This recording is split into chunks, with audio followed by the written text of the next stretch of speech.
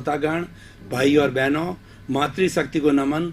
Channel 24+ news के खास विशेष मन लुभाने वाला, एक इंटरेस्ट क्रिएट करने वाला और एक चित्त के अंदर समाधि देने वाला और नई नई बातें बताने वाला, गूढ़ रहस्य बताने वाला, स्वास्थ्य के संबंधी, रोजगार के संबंधी, धर्म दर्शन के संबंधी, लाइफ स्टाइल के संबंधी, अच्छा जीवन बनाने के संबंधी और उसके बाद में पर्सनली डेवलपमेंट के संबंधी बातों को बताने वाला पुनरुत्थान कार्यक्रम में आप सभी का हार्दिक स्वागत है, अभिनंदन है, सत्कार है। पुनरुत्थान कार्यक्रम में हम प्रतिदिन नए नए विषयों के साथ में प्रवेश होते हैं और विषय बहुत गूढ़ होते हैं और हर विषय जीवन की कुछ न कुछ शिक्षा देता है। उसी क्रम के अंदर आज का हमारा बहुत ही सुंदर विषय है, अति भावुकता से बचें। भाई और बहनों, दर्शकगण, श्रोतागण, भावुकता किसे कहा जाता है? भावुकता का मतलब है सेंसिटिव होना। आदमी जो है भीतर के अंदर बहुत गंभीर हो जाना और व्यहित हो जाना और अंदर उसके रोम रोम के अंदर करुणा का सागर लहराना है, वो भावुकता कहलाती है। करुणाशील वह व्यक्ति होता है जिसकी आत्मा शुद्ध होती है, भीतर प्योरिटी होती है, वही करुणाशील हो सकता है। और देखिए, हमारी भारतीय संस्कृति में 4 तरह की बड़ी क्वालिटी की बातें आती है। एक तो होती है हमारी करुणा, एक होती है मुदिता, और एक होती प्रमोद भावना और एक मध्यस्थ भावना। ऐसे सुंदर सुंदर जो है हमारे मैत्री, प्रमोद, कारुण्य, मध्यस्थाश्च, ये ऐसी सुंदर भावना है। व्यक्ति अगर इन भावनाओं को जीवन में उतार लेता है तो उसका जीवन धन्य हो जाता है। उसी से जुड़ी हुई आज हमारा विषय, हमारा एपिसोड है, अति भावुकता से बचें। वो करुणा से जुड़ा हुआ है। देखिए, व्यक्ति भावुक कब होता है?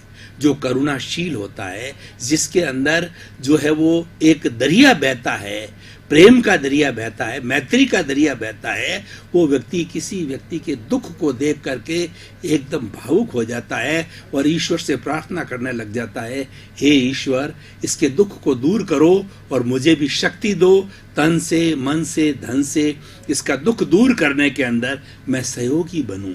ऐसी भावना उसके भीतर के अंदर होती है, वो आप्लावित हो जाता है। इसका कारण क्या है? हम सही दिशा के अंदर चल रहे हैं और हमारे अंदर पाप भीरुता है, हमारे अंदर जो है मैत्री की भावना है, हमारे भीतर जो है एक अच्छा गुण डेवलप हो रहा है, एक अच्छा इंसान बनने की प्रक्रिया चल रही है, एक अच्छा मानव बनने जा रहे हैं और अपने जीवन को सार्थक करने जा रहे हैं। यहाँ हमारा एपिसोड है, अति भावुकता से बचें। करुणा अच्छी है, परंतु क्या है कि आज का जो व्यवहार जगत है उसके अंदर कई तरह के लोग होते हैं। इसी दुनिया के अंदर राक्षस रहते हैं, देव रहते हैं, मनुष्य रहते हैं, पशु पक्षी रहते हैं और सभी रहते हैं। कुछ लोग ऐसे होते हैं जो नाटकबाज होते हैं और वो दुख को दिखाने का नाटक करते हैं, वो ठगने का कार्य करते हैं। तो और वो इस तरीके से अभिनय करते हैं कि वास्तव के अंदर बहुत दुखी है।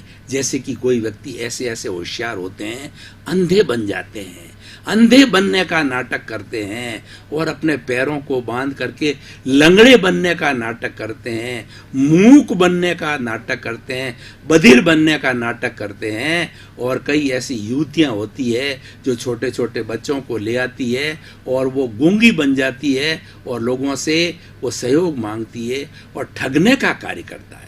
ऐसी बहुत सी अति भावुकताएं हो जाती है जो इंसान को छलना चाहती है। ऐसी हमारे जीवन के अंदर बहुत आती है। कई इस तरीके से लोग होते हैं जो बता देते हैं कि भाई साहब, मेरी जेब कट गई, मेरा घर पहुंचने के लिए पैसा नहीं है, रोटी खाने के लिए पैसा नहीं है। कई लोग कहते हैं कि मेरी बीवी जो हॉस्पिटल के अंदर बीमार है और मुझे उसका ट्रीटमेंट कराना है।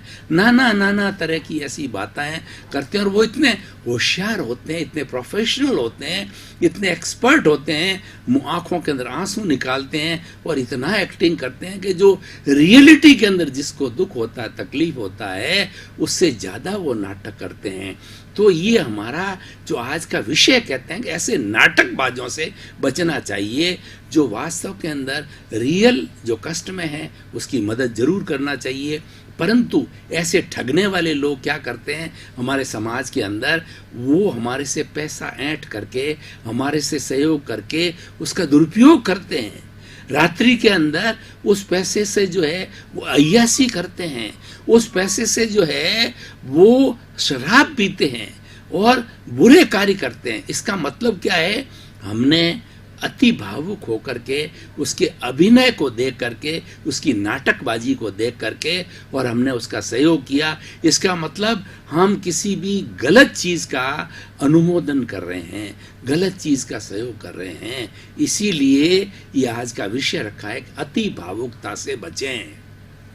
और ऐसे हमारे रोजमर्रा का हमारे जीवन के सामने आती है, जब हम पब्लिक प्लेटफॉर्म के ऊपर होते हैं, ट्रेन में होते हैं, बस में होते हैं, सड़क पर होते हैं, कहीं पर होते हैं, तो वहाँ पर ऐसी नाटकबाजियाँ देखने को बहुत मिलती है।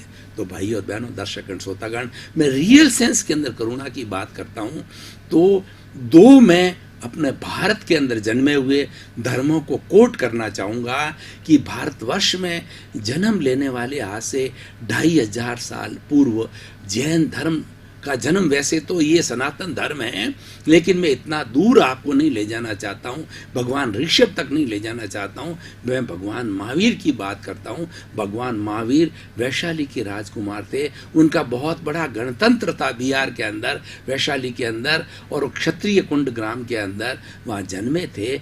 और उसी तरीके से भगवान बुद्ध, जिनको कि बौद्ध गया के अंदर जो है उनको ज्ञान मिला, वो भी बिहार के रहने वाले थे, वो भी राजकुमार थे। इन दोनों की करुणा देखिए, करुणा से आप्लावित होकर के उन्होंने संयम मार्ग, संन्यास को ग्रहण किया। मैं एक एक बताना चाहता हूँ। पहले भगवान महावीर ने देखा कि वैदिक धर्म के अंदर पशुओं की बलि दी जा रही है, बेचारे मूक पशु जो कि बोल नहीं सकते हैं और उनकी हत्या की जाती है, उनका छुरे से गर्दन काटा जाता है और उनकी बलि चढ़ाई जाती देवी के सामने। और ये कहा जाता है कि देवी खुश होती है, पशु बलि। तो वो मन के अंदर को बड़ी करुणा आई, क्योंकि भगवान महावीर बहुत शुद्ध आत्मा थे और आगे जाकर के वो तीर्थंकर बने और मुक्ति को प्राप्त किया। जो प्योर आत्मा होती है उसके भीतर ही किसी का दुख देख करके और करुणा जागृत होती है। दूसरा, उन्होंने दास प्रथा को देखा कि मनुष्यों को, स्त्रियों और पुरुषों को सरेआम चौराहे के ऊपर जिस तरह से भेड़ बकरी बेचे जाते हैं, उनकी बोली लगाई जाती थी और उनको बेचा जाता था। और जो खरीदता था बकायदा दास की तरह रखता था, उसके साथ बुरा बर्ताव करता था। जैसे कि पशु पक्षियों के साथ जो व्यवहार किया जाता है, वैसा मनुष्य के साथ व्यवहार किया जाता था, क्योंकि उसको एक वस्तु समझा जाता था दास रूप के अंदर, और उनके साथ के अंदर इस तरीके से बुरा व्यवहार किया जाता था। उससे भगवान जो भगवान महावीर है वो बहुत ही चिंतित हुए और बहुत करुणा के अंदर डूब गए।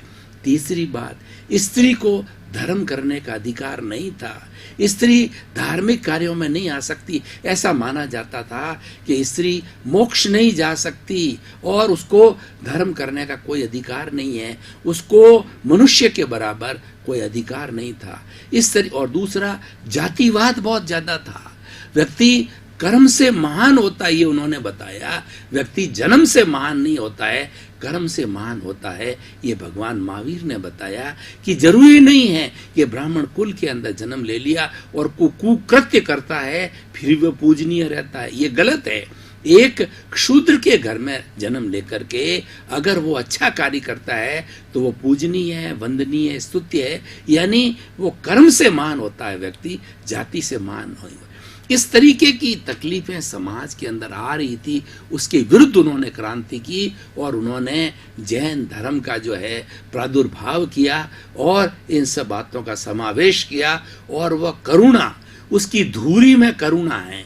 पूरे जैन धर्म में करुणा धुरी में है, मध्य में है, सेंटर में है कि जो व्यवहार हमको अच्छा नहीं लगता है वो व्यवहार इस चराचर जगत के किसी भी प्राणी के साथ में नहीं किया जाना चाहिए। मनुष्य मात्र से नहीं, जितने भी जीवित प्राणी हैं, जितने भी लिविंग बीइंग हैं, जितने भी एनिमेट्स हैं, उनके साथ के अंदर दुर्व्यवहार नहीं किया जाना चाहिए।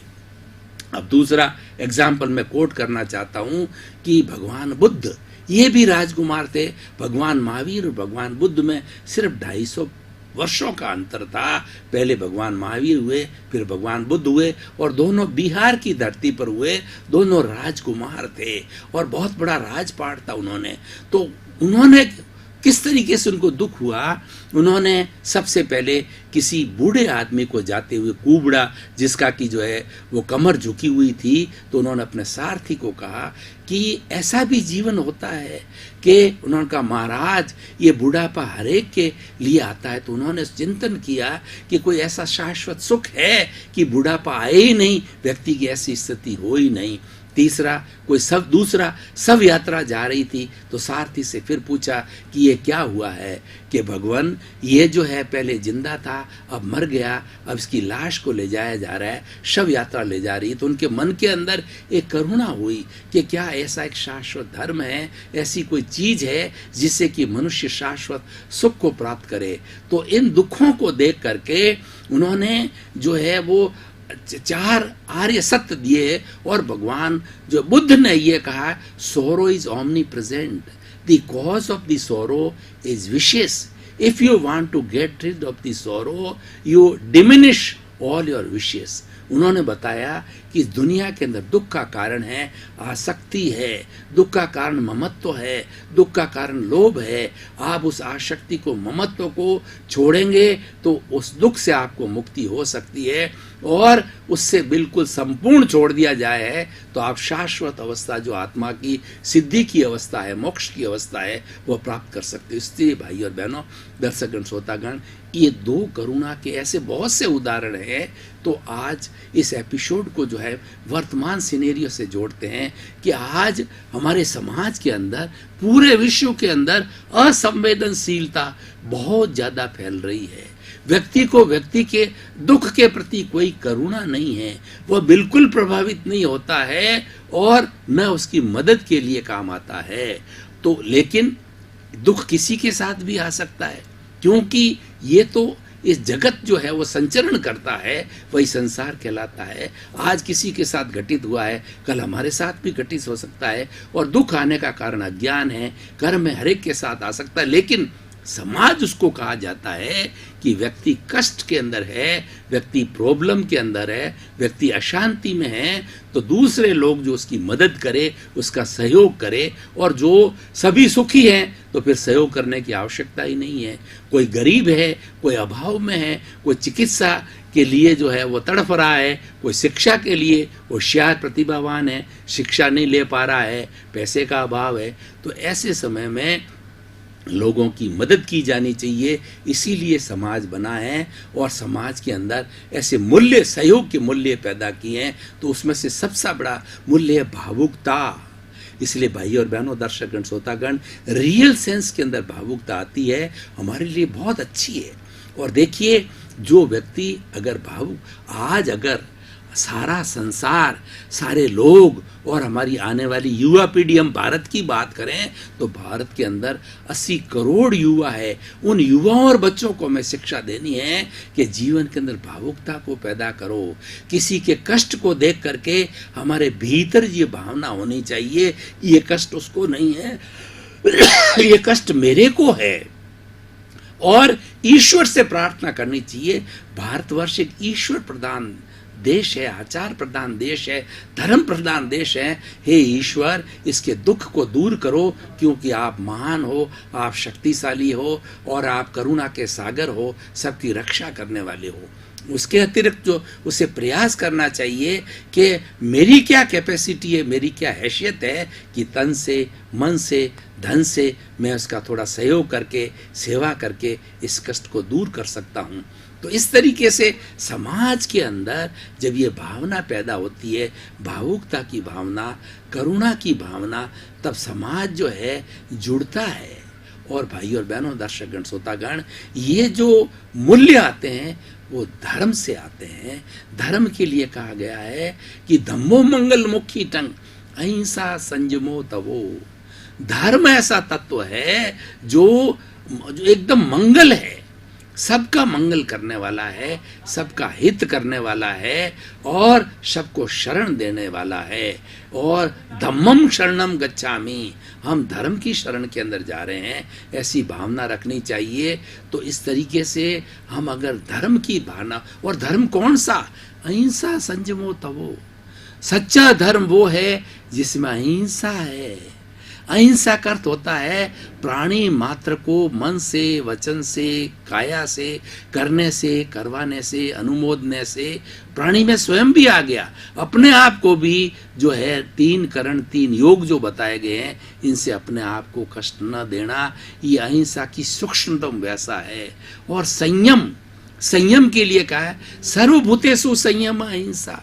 इस चराचर जगत में 84 लाख जीवा योनि है, उन सब के प्रति जो है वो संयम करना अहिंसा है। संयम का अर्थ ये है हम खाने में, पीने में, उठने में, बैठने में, सोचने में, चलने में किसी की प्राणी को किंचित मात्र भी कष्ट न हो, एक चींटी भी हमारे पैर से नहीं मरे, कोई दुखी नहीं हो। और दुख का भाव जो सबसे बड़ी गहरी बात है कि किसी व्यक्ति को कष्ट देने का भाव हमारे भीतर नहीं आना चाहिए। सबसे पहले दिमाग के अंदर भाव आता है, भाव से विचार बनता है, विचार से आचार बनता है, आचार से व्यवहार बनता है, और व्यवहार से व्यक्तित्व बनता है। और अच्छा व्यक्तित्व का व्यक्ति वह कहलाता है जिसके भाव अच्छे हैं। इसीलिए हमारी भारतीय संस्कृति के अंदर भावुक बनने के लिए, करुणाशील बनने के लिए भाव शुद्धि पर ज़्यादा जोर दिया गया है कि अपने भीतर किसी के प्रति कोई भी बुरा चिंतन मत करो, विधायक भाव रखो, नो नेगेटिविटी। हमारे भीतर नकारात्मक भाव बिल्कुल नहीं आने चाहिए। और अगर नकारात्मक भाव आ भी रहे हैं, उसके सामने शुभ भावों को खड़ा कर दो।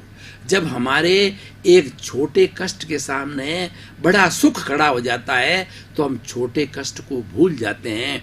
उसी तरीके से हमारे अशुभ भाव आ रहे हैं, उसके सामने शुभ भाव को खड़ा कर दो।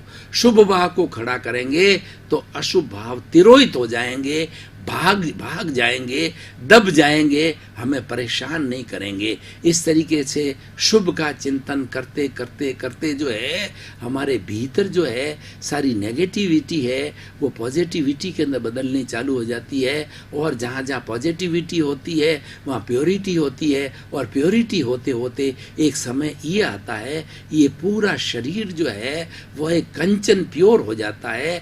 और उस शरीर से जुड़ी हमारी भीतर विराजमान शुद्ध आत्मा, वो तो शुद्ध है ही है, वो तो 24 कैरेट का सोना है, लेकिन वो उस पर अशुद्धि का आवरण आया हुआ है। वो अशुद्धि का आवरण किस लिए है कि ये जो एक पुतला, जैसे मैं अपने आप, मेरा नाम सोहन राज है, सोहन राज नाम का पुतला जिसके मन है, वचन है और काया है, द्रव्य कर्म, भाव कर्म, 9 कर्म, मन वचन काया, और सोहन राज के नाम की सर्व माया आ परमात्मा प्रभु के चरणों में समर्पित करता हूँ। तो इस तरीके से हमारे भीतर जो है पॉजिटिविटी को हमें बढ़ाना है। और भाई और बहनों, दर्शकगण, श्रोतागण, आज हम बात करें, आज विश्व को संवेदनशील बनाना चाहते हैं, वसुधैव कुटुंबकम की बात करते हैं, और एक अच्छा जीने योग्य हम इस वसुधा को पृथ्वी को बनाना चाहते हैं, तो हमारे भीतर संवेदनशीलता आनी चाहिए, करुणा आनी चाहिए। करुणा की भावना से व्यक्ति कभी भी किसी के साथ अन्याय नहीं करेगा, कभी भी किसी के साथ में शोषण नहीं करेगा, वह धोखा नहीं देगा और किसी के साथ झूठ नहीं बोलेगा, कपट नहीं करेगा, क्योंकि ये करुणा का प्रभाव होता है। उसी कारण से ये मूल्य हमारे में खड़े हो जाते हैं। एक करुणा एक ऐसा मूल्य है, बहुत से अच्छे मूल्यों को लेके आती है। इसी तरीके से हमारे भीतर अगर नकारात्मक भाव है तो वो नकारात्मक भाव कई नकारात्मकता को लेकर के आते हैं।